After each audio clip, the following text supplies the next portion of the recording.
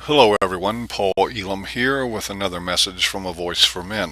And today I'm talking just to my brothers and sisters in the men's rights movement.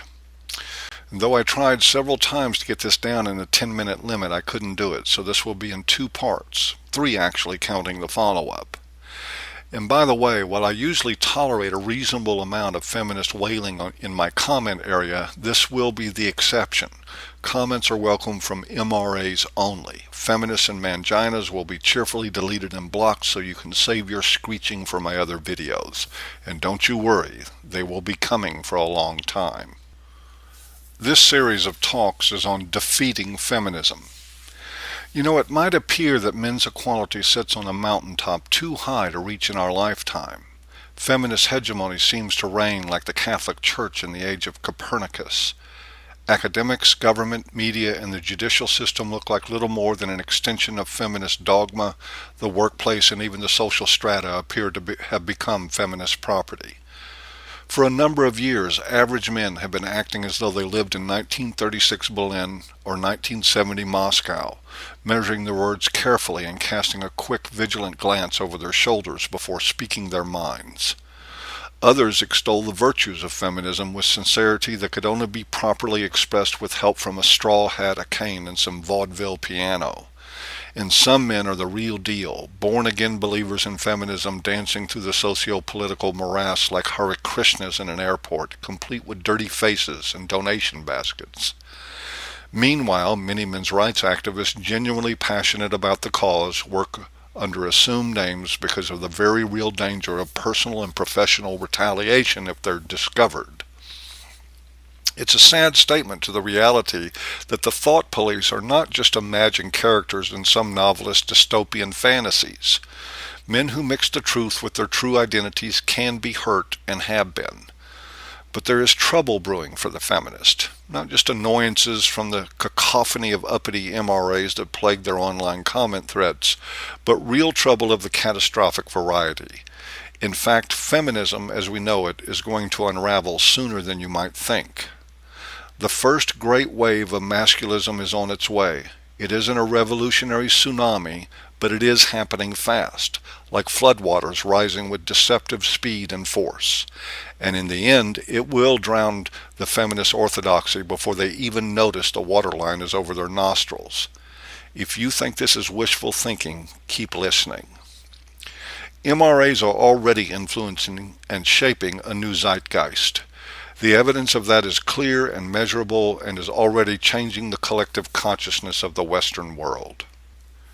In little more than the past year, we have witnessed events in the men's rights movement that range from relatively impressive to significant to groundbreaking. There were two major court decisions in California and West Virginia that were very real judicial cuts at the corrupt feminist-controlled domestic violence industry. Very recently, the European Court of Human Rights dealt a severe blow to the anti-father laws in Germany. In the last year, we witnessed fathers' rights protests in the presumably unlikely country of Mexico and the emergence of the movement in India. Men in Missouri recently won the right to use paternity testing in child support cases. And as I just reported on Men's News Daily, the On Step Institute issued a press release announcing a convention on creating men's studies programs at the university level. This is not just more of what we have seen in the past in men's studies, which amounted to nothing more than a women's studies program dressed up with a fake beard and a pair of plastic pin-on cojones. It's an effort that will ultimately produce a tectonic shift in the academic landscape with lasting positive effects for men in Western culture. All these things have one wondering what precisely has happened in recent times to spark such a flurry of events, seemingly unrelated, yet all bound to the common theme of positive changes on behalf of men. Why, after decades of trying, are things finally starting to happen, and why so fast?